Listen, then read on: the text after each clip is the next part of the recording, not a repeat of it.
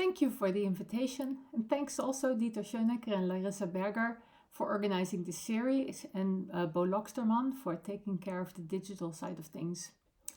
I think the digital Kant-Lectures are a wonderful initiative, and it's a great honor for me to start off this series. There's a handout in the chat, and viewers of this recording can download it from the digital Kant-Lectures website. My talk is about an issue in Kant interpretation, and so there are going to be quotations. And I thought it would be nice to have the quotations on the handout so they don't disappear from view as they do with PowerPoint slides, and plus you can follow along as we go. So the title of my talk is Independence and Kant's Positive Conception of Political Freedom. And I'll go right to the introduction. The resurging interest in the Republican tradition of legal and political theory, thanks largely to Quentin Skinner and Philip Pettit, has shed new light on Immanuel Kant's conception of freedom and revealing that it is best understood along Republican lines. And here you can think of work by Arthur Ripstein, Louis-Philippe Hodgson, Helga Varden, Reidar Malix, and many others. The discussion of Kant's republicanism to date, however, has focused heavily on what he calls the negative conception of freedom. This is the conception of freedom as defined in terms of the absence of something, that is, as consisting in independence, non-domination, as not being subject to another master. What has received much less attention is Kant's positive conception of freedom, that is, his definition of freedom in terms of the presence of something else. And the relation between these two conceptions has hardly been examined. This terminology of negative and positive conceptions of freedom is Kant's own, and in discussions of his account of freedom of the will, the distinction between the two is well known. Negatively conceived, he describes freedom of the will as the will's independence from compulsion by impulses of sensibility. Positively conceived, he describes it as the will's being subject to its own legislation. Eigene Gesetzgebung. Although it hasn't received much attention, we find the same distinction in Kant's metaphysics of morals. In the doctrine of right, external freedom conceived negatively as independence from compulsion at the private discretion of another is distinguished from freedom conceived positively as being subject to one's own legislation. Positively conceived, the freedom of a citizen of a republic consists in the legal attribute of, quote, obeying no other law than that to which he has given his consent. Kant here defends a notion of freedom that is akin to that articulated by Jean-Jacques Rousseau, who writes in The Social Contract that, quote, obedience to the law that one has prescribed to oneself is freedom, end quote. One reason why Kant's positive conception of freedom has not received much attention in discussions of his political philosophy is the fact that he doesn't flag it as such. Another may be Isaiah Berlin's influential critique of the perversions of the ideal of positive liberty, which gave the ideal itself a rather bad reputation. Kant's distinction between the negative and the positive conceptions of freedom, however, does not map onto Berlin's distinction between negative and positive liberty. Berlin uses the term negative liberty for the absence of interference or coercion limiting the actions open to individuals. Absence of interference is the core idea Berlin refers to. He uses positive liberty to refer to the ability to pursue and realize one's fundamental purposes, individually or collectively. Now, Berlin tends to see negative and positive liberty as rival ideals. As I will explain in this paper, however, for Kant, freedom negatively conceived consists not in the mere absence of interference or coercion, absence of coercion, but in independence from interference and coercion at the discretion of other individuals. Freedom positively conceived consists in being subject to one's own laws, in contrast to laws imposed by another. Furthermore, for Kant, these are not two different kinds of freedom, let alone rival kinds, but two aspects of one and the same condition, namely external freedom. Now, in this talk, I argue that Kant's positive conception of external freedom plays a crucial role in his theory of right in the metaphysics of morals. In particular, I argue that external freedom in the negative sense requires and is realized by freedom in the positive sense. Kant's main idea is that the innate right to freedom is realized fully and securely only when freedom is realized in both senses. As you can see on the handout, I first discuss Kant's conception of the innate right to freedom, then I discuss how freedom as independence can be realized, and why this requires collective self-legislation in a republic. So I move to section 2, the innate right to freedom. In the introduction to the doctrine of right, Kant argues that all human beings have one and only one right simply by virtue of their humanity, independently of any juridical act. This is the right to external freedom, that is, freedom in the sphere of interaction with others. He calls this right original or innate to distinguish it from acquired rights, and he formulates it as follows. So here goes. Freedom, independence from being compelled by the arbitrary choice of another, insofar as it can coexist with the freedom of every other in accordance with a general law, is the only original right belonging to every human being by virtue of his humanity. End quote. The parenthetical negative definition of freedom as independence from being compelled by the arbitrary choice of another places Kant clearly in the Republican tradition of thinking about freedom.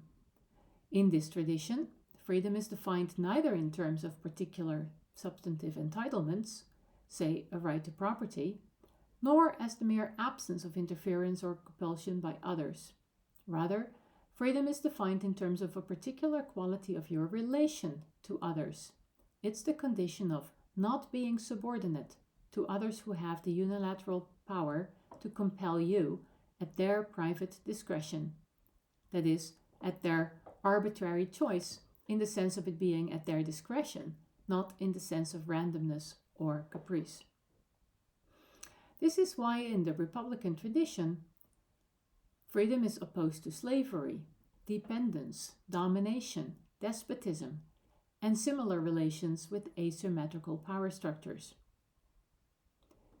Note that on this Republican conception of freedom, it's possible for you to be unfree, even when de facto you can do what you want without interference or compulsion by others. This is illustrated by the fact that the unfreedom of enslaved persons is not restricted to those moments when their masters make active use of them.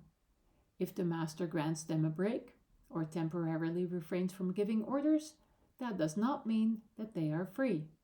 They're still enslaved, and it remains up to the master alone to decide whether and when they are to resume their activities. This example illustrates that if your ability to do what you want is subject to the discretion of another person who has unilateral power over you, then you're not free in the Republican sense of the term. Within the Republican tradition of political theory, other relationships with asymmetrical power structures that are similar to that between master and slave also count as forms of unfreedom, such as the relationship between a colonial power and the colony under its jurisdiction, or that between a despot and their subjects. The Republican background of Kant's conception of freedom helps to explain the sense in which individual freedom has limits.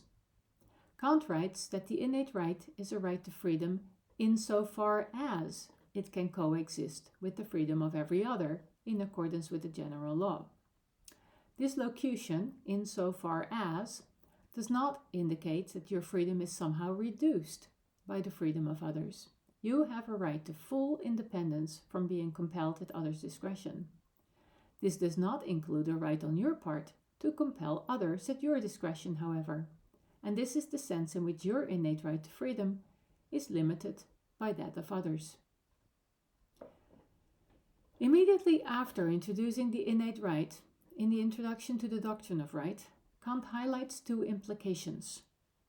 And the first is that the innate right to freedom is at the same time a right to equality. The two are not distinct, Kant claims. The innate right is a right to, and I quote, innate equality, that is, independence from being bound by others to more than one can in turn bind them, hence the human being's quality of being his own master, sui juris, as well as being a respectable human being, justi. Kant here explains freedom in terms of a relation of equal and reciprocal independence. Freedom does not mean that you're not subject to any constraints or obligations. Rather, it means that you're not asymmetrically subject to constraints or obligations that stem from the unilateral power of others. If others have the power to impose obligations on you, then your freedom requires that you have equal power to impose obligations on them, and vice versa. Hence, the right to innate equality also means that by birth, nobody has a lower social standing, rank or estate or class, or less respectability than any other. The second implication that Kant highlights is that the innate right includes the right of each to attempt to engage in interaction with others, on the condition that this initiative doesn't already deprive others of what is theirs without their consent. He describes a person's innate right as, quote, the authority to do to others anything that doesn't in itself diminish what is theirs if they don't want to accept it. Such things as merely letting them know his thoughts, telling them, or promising them something. Thus, the innate right to freedom is not a unilateral right to get others to interact or cooperate with you. It's not a right to involve others in your private project. You have the right to approach others, to speak to them, and to attempt to initiate interaction as long as you don't already harm them by doing so. Kant's negative description of freedom as independence from arbitrary compulsion by others in his formulation of the innate right does not contain a positive characterization of the proper forms of interaction among free individuals, and that raises a question. How can they interact without violating each other's right to independence? Kant's positive account of external freedom answers this question. So let me anticipate. The key to understanding Kant's positive conception of freedom, and this is what I'm going to argue, is the requirement expressed in the formulation of the innate right that the right of each coexist with the right of all others in accordance with a general law. As mentioned, the innate right of each extends no further than what is compatible with the same right on the part of all others. Your right to independence does not extend to a right to lord over others. Securing everyone's independence from discretionary compulsion by others therefore requires general principles that apply to all, Kant claims, and this in turn requires establishing a state with general coercive laws. Now, if these laws were unilaterally imposed on some by others, this would be inconsistent with the other's right to independence. Hence, Kant argues, the laws of the state must be jointly self-given by the citizens. Thus, the realization of external freedom in the negative sense, individual independence, requires and is realized by freedom in the positive sense, citizens' self-legislation. Or that's what I will go on to argue. Now, in the larger version of this paper, I first address a worry concerning the role and status of the innate right to freedom, because it has seemed to many authors that this right has only a small role to play. On the view I defend, by contrast, it is the most important and the most fundamental right in Kant's doctrine of right, and it grounds the entire system of rights. On this issue, I agree with Arthur Ripstein and with Sharon Bird and Joachim Ruschka, but here I skip that discussion and go straight to Kant's discussion of private right and the necessity of the state. So I get to Section 3, the necessity of the state. According to Kant, acquiring and owning something external means being entitled to constrain the conduct of all others with regard to it. It means being entitled to prevent them from taking it or using it. But is it possible to constrain the conduct of others in this way without compelling them at one's own discretion, that is, without violating their innate right to freedom? And if so, how? Now, in the state of nature, Kant argues, this is indeed impossible. The problem with the state of nature is not just a matter of human nastiness. The problem is also that irresolvable disagreements will arise even among friendly, upright, reasonable people. In the Kant-Lectures on natural law from 1784, Kant gives the following example. If, in the state of nature, he shoots a wild animal and it runs onto someone else's land and dies there, he may believe he has the right to retrieve it, but the other person may claim that it belongs to him because it's on his land. They each have grounds for claiming that the dead animal is theirs. Kant because he shot it, the other because he found it on his land. And now whoever unilaterally imposes his will on the other violates the other's innate right. So what should be done? To solve this structural problem, endemic to the state of nature, there needs to be a general law that covers such cases. At least that's Kant's solution. Kant reportedly explained, quote, "I do wrong to others if I wanted to make my will into their law. Hence, I am obligated to subject myself to an external law that is valid for everyone." This is a quote from the Lectures, again from 1784. In the Metaphysics of Morals, Kant develops this point in more detail, explaining that even good-natured and right-loving people ought to leave the state of nature and enter a civil condition, that is, they ought to subject themselves to general laws, law enforcement, and impartial arbitration. Having something external as mine entails obligations on the part of others, such as the obligation not to take it or use it without my permission. Kant argues that this is possible without violating the freedom of others only under general laws. So in order for an owner's entitlement not to boil down to the authority to compel others unilaterally, that is, for an owner's freedom to be compatible with the freedom of others, Kant explains, the entitlement must itself derive from a general or omnilateral authorization by the united citizens expressed in a general law. Or, to use Arthur Ripstein's apt terminology, rightful unilateral acquisition requires omnilateral authorization. This explains why Kant writes that it is possible to have something external as one's own only in a rightful condition under a public legislative power, that is, in a civil condition. End quote. In the state of nature, Kant argues there can be only provisional possession. This applies equally to each of the three kinds of objects to which one can acquire rights.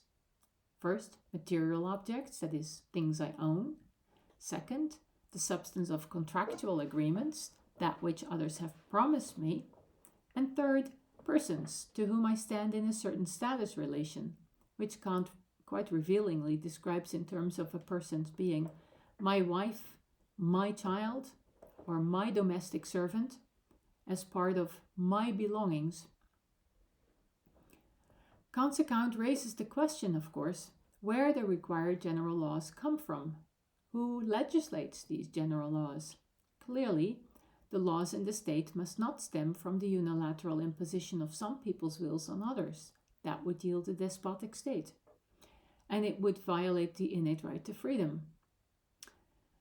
But what's Kant's positive answer to the question?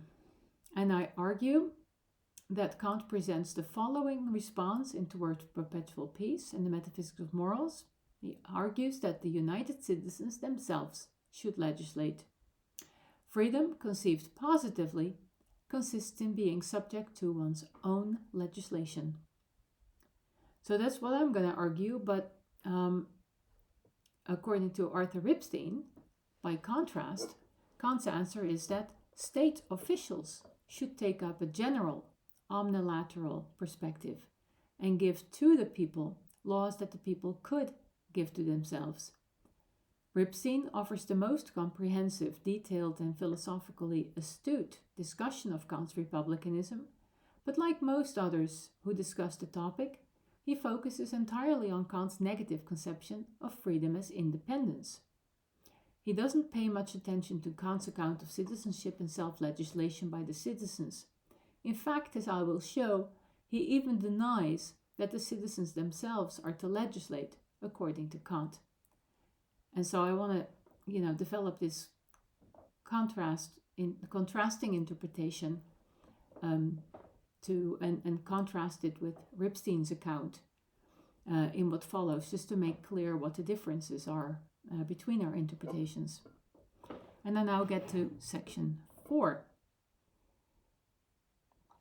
Independence and self-legislation in the Republic. The question raised at the end of the previous section was how individual independence from compulsion by the arbitrary choice of others, that is, the innate right to freedom, can be secured through laws without introducing new forms of unfreedom in the process, that is, domination by those giving laws. One answer found in contemporary Republican theory to this question is that the state should ensure non-arbitrary rule without this requiring self-legislation by the people. Philipp-Alexander, to mention one prominent example, has argued that democratic participation has some instrumental value, but is not valuable in and of itself. That's Pettit in his book from 1997. There he distances himself from what he calls the populist view that freedom consists in democratic self-rule, a view which he associates with Rousseau and in later writings with Kant. The better kind of republicanism, Pettit argued in his influential 1997 book, sees the people, this is a quote from Pettit, the better kind of republicanism sees the people as trusting the state to ensure a dispensation of non-arbitrary rule, end quote. On Ripstein's interpretation, this last statement in fact comes close to Kant's view. Ripstein argues that Kant sees it as the role of the state and state officials to make arrangements for the people. That's how Ripstein puts it. The state should make arrangements for the people. Ripstein says very little about how these officials receive their mandate, but he seems to conceive of them as being elected. At least once he refers to chosen representatives of the citizens who are to act on their behalf. These officials are to give laws to the people that the people could give themselves, laws that it would be possible for the citizens to adopt.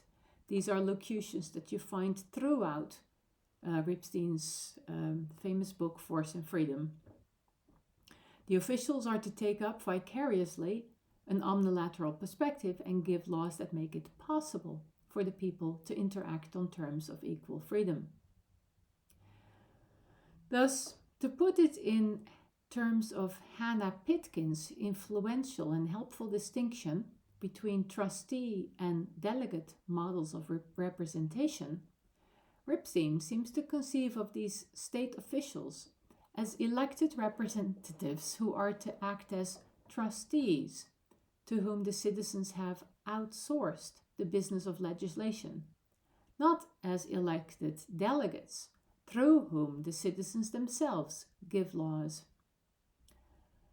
Ripstein doesn't describe the citizens as legislating. He consistently describes the task of the state officials as that of giving laws to the people, and giving laws to the people that the people could give themselves. But he doesn't describe the people as actually doing it. When introducing this interpretation, Ripstein quotes a passage from What is Enlightenment, from 1784, in which Kant writes, quote, "The touchstone of whatever can be decided upon as a law for a people lies in the question whether a people could impose such a law upon itself," end quote. In the Kant-Lectures on natural law from the same year, Kant makes similar claims. Neither in What is Enlightenment nor in the Feyerabend lectures, however, is there any indication that Kant argues that legislation ought to be enacted by elected representatives. The role Kant attributes to citizens seems to be significantly weaker, in fact, than Ripstein assumes it is in these early writings. Kant seems to present his touchstone as a normative criterion for autocratic rulers, like Frederick the Great. He presents the rulers as representing the people, but without suggesting that they should be elected to do so by the citizens. So that's Kant's 1784 view. By the mid-1790s, however, Kant's position has changed significantly, at least as I see it, and he now attributes a much stronger role to citizens than Ripstein claims he does. In Toward Perpetual Peace and the Metaphysics of Morals, Kant explicitly emphasizes that laws should be adopted by the citizens. It's not hard to see the argument for introducing the requirement of actual legislation, of course. If the people must obey laws that are unilaterally imposed on them by a ruler, then strictly speaking, the ruler is a despot, no matter how enlightened or benevolent. Whatever an enlightened despot decides, he unilaterally decides which law to impose on the people, even if he chooses from among the different laws the people could give themselves. In such cases, the people are subject to the arbitrary compulsion of another who binds them through his choice, without their having the reciprocal power to bind him. And that asymmetry is precisely what Kant, in the Metaphysics of Morals, describes as a violation of the innate right to freedom under general laws.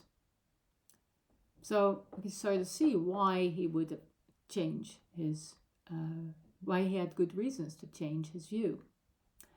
Accordingly, in the Doctrine of Right, in the Metaphysics of Morals, Kant argues that the right to freedom requires that the united people themselves give the laws to which they are subject.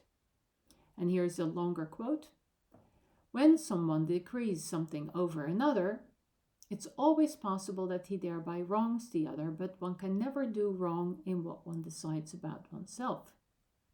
Therefore, only the concurring and united will of all, insofar as each decides the same thing for all and all for each, and hence only the general united will of the people, can be legislative. End quote. Kant now emphasizes that the law should spring from the citizen's own legislating will, and that the only qualification for being a citizen is being fit to vote. These are some quotes. Some of these quotes are on your handout, and I'm going to mention a few more of these quotes. The ideal representative political system is what Kant calls a genuine or pure republic, and he claims that this is the only constitution that accords with right. Citizens are united for the purpose of legislation, he writes, and they have the right to manage the state itself as active members of it, to organize it, or to cooperate for introducing certain laws. End quote. In a genuine republic, every citizen is a co-legislating member of the body politic, ein mitgesetzgebendes Glied, so really a co-legislating member. So these are a bunch of quotes that indicate that the citizens themselves are described as doing the legislating by Kant. This normative ideal of co-legislation by the citizens is clearly quite different from Kant's earlier defense of the unelected enlightened ruler who was to give laws to the people that the people could give themselves. Moreover, the terminology of the citizens as co-legislators and of laws as being given by the citizens by means of their delegates suggests that Kant conceives of the elected representatives as delegates who serve as the mouthpiece and instrument of the citizens rather than as trustees to whom citizens transfer the task of legislation, which is how Ripstein presents them. Now Kant describes the co-legislating citizens as free in a positive sense. As mentioned above, he describes the freedom of the citizen as the legal attribute of, quote, obeying no other law than that to which he has given his consent, End quote. In Toward Perpetual Peace, he similarly describes external rightful freedom as the authority to obey no external laws other than those to which I've been able to give my consent. So here we see definitions of freedom not in terms of independence, but in terms of being under your own legislation. By calling freedom a legal attribute and an authority, he indicates that his point is not that the freedom of citizens consists in their following the law. The contrast case is not disobedience, but despotism. The freedom of the citizen consists in their not having to obey laws given by another, but those given by themselves. We can now see that the two conceptions of freedom are intimately connected. As long as you must obey laws that are imposed on you by someone else at their discretion, you're not free in the negative sense. Freedom in a negative sense, that is, independence from compulsion by the arbitrary choice of another, is possible and secure only through everyone's subjection to jointly self-given laws. That is, it requires freedom in the positive sense. Only if and when the united citizens jointly give themselves the laws to which they are subject, are they no longer subject to the arbitrary choice of others. Thus, the relation between freedom in the negative sense and freedom in the positive sense is not additive, as if you could have the one without the other. Rather, genuine freedom in the negative sense requires and is realized by freedom in the positive sense, joint self-legislation. Kant's view is that the citizens become genuinely independent of each other by virtue of subjecting themselves to collectively self-given laws in a republican state. Importantly, therefore, for Kant, the fact that the citizens of a republic are subject to coercive laws does not run counter to their freedom. To the contrary, in instituting a system in which they give themselves the general laws that they must all obey, they make themselves independent from each other. They are no longer in a condition in which the most powerful individuals can compel the others at their discretion. Under the rule of law, they are each other's equals. So that's Kant's position, and here Kant agrees with Rousseau, who claimed in The Social Contract that citizens become independent from each other as they become dependent on the laws of their state, assuming these laws are jointly self-given. Incidentally, this thought explains the otherwise rather puzzling fact, at least I was puzzled about it for a while, the otherwise rather puzzling fact that Kant sometimes groups together freedom, equality, and independence, and at other times freedom, equality, and dependence. In the first case, he's referring to independence from other individuals, and in the second case, he's referring to everyone's dependence on their own laws. For example, in Toward Perpetual Peace, where he describes the Republic in terms of the freedom, equality, and dependence of all upon a single common legislation as subjects. End quote. Okay, so the innate right to freedom, this is what this all comes down to. The innate right to freedom requires a genuine republic. And interestingly, Kant's description of the legal properties of citizens in a republic does indeed echo his description of the different aspects of innate right. But Kant now articulates how this right is realized in the republic. And you can see that in his description of the different characteristics of the citizen. And these characteristics are as follows, and this is again a longer quote on the handout. So, what characteristics does a citizen have? Quote, lawful freedom, obeying no other law than that to which he has given his consent. Civil equality, not recognizing among the people any superior with regard to him except one that he has the moral capacity legally to bind, just as the other can bind him. And third, the attribute of civil independence, of owing his existence and preservation to his own rights and powers as a member of the Commonwealth, not to the arbitrary choice of another among the people, and hence his civil personality not needing to be represented by another in juridical matters. End quote. So you see here that freedom in the state is described as subjection to public laws to which the citizen has agreed. So that's the positive conception of freedom. Equality is again explained in terms of the citizen's reciprocal power to impose obligations, now further specified as legal obligations. And independence is realized in the form of civil independence from the arbitrary choice of others, and the right to speak for oneself and to speak to others is specified as civil personality in legal affairs.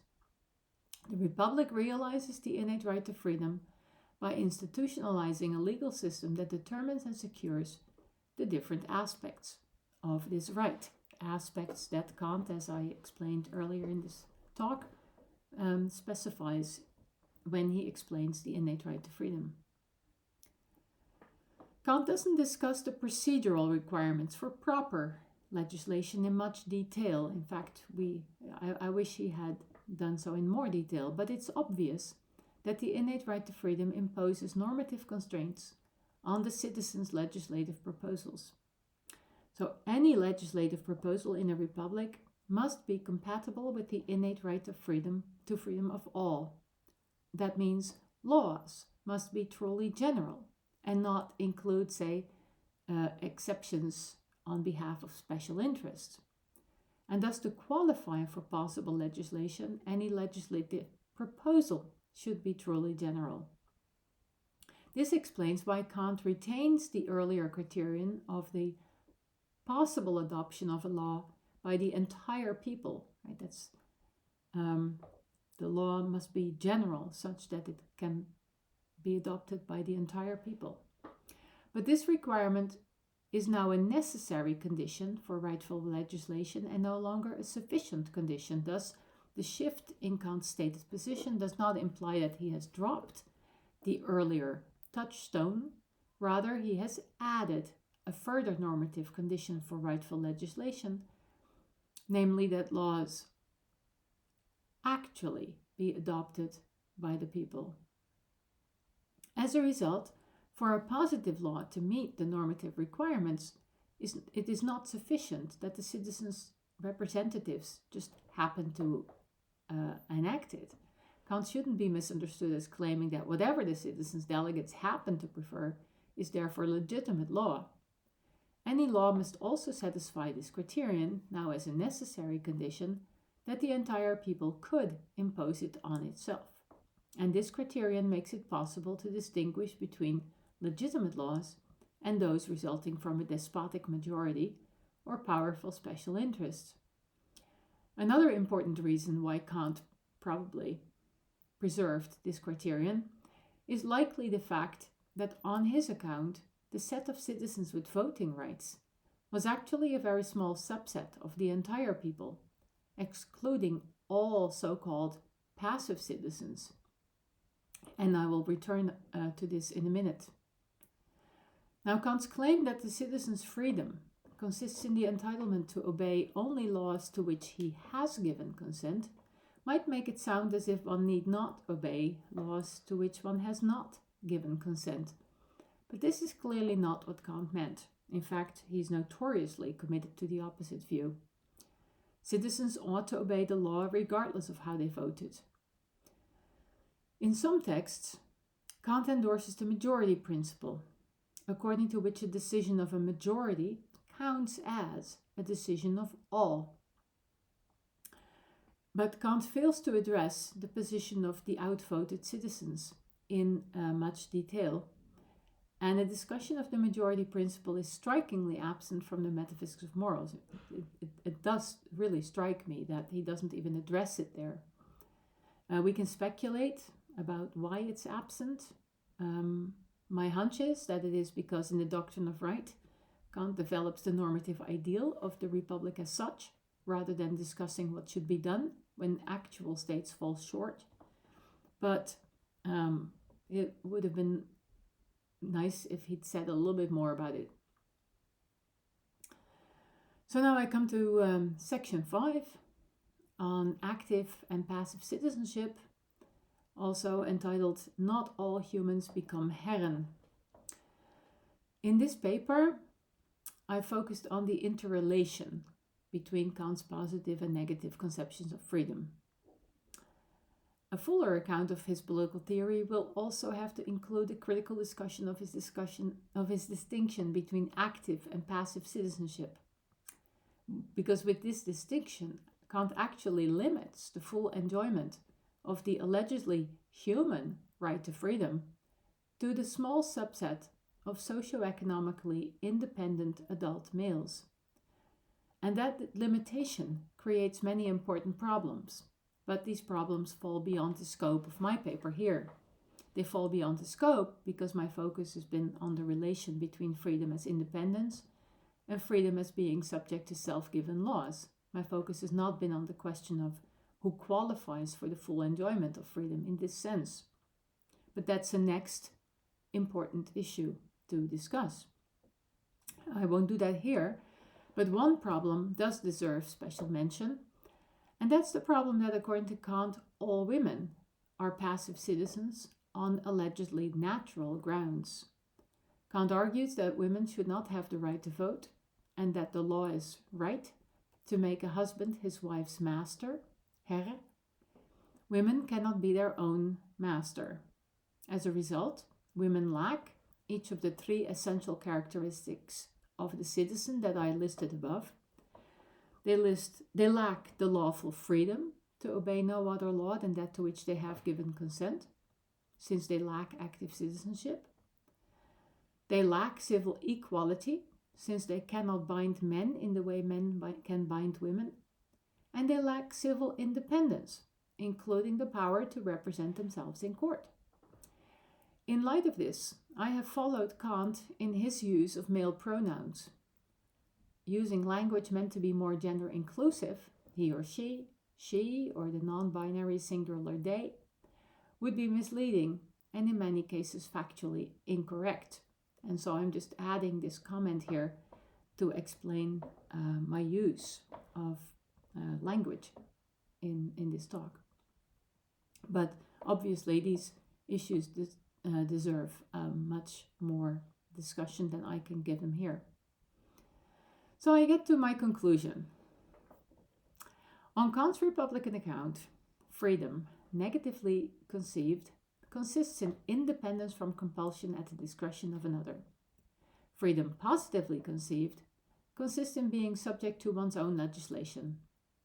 My point in this paper has been to argue that, on Kant's account, the mutual independence of a plurality of individual agents is achieved only through their joint subjection to collectively self-given public coercive laws.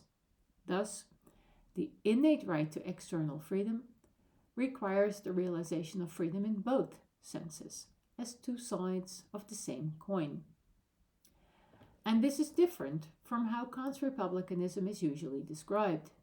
Current defenders of Kant's republicanism tend to focus on his negative conception of freedom as independence.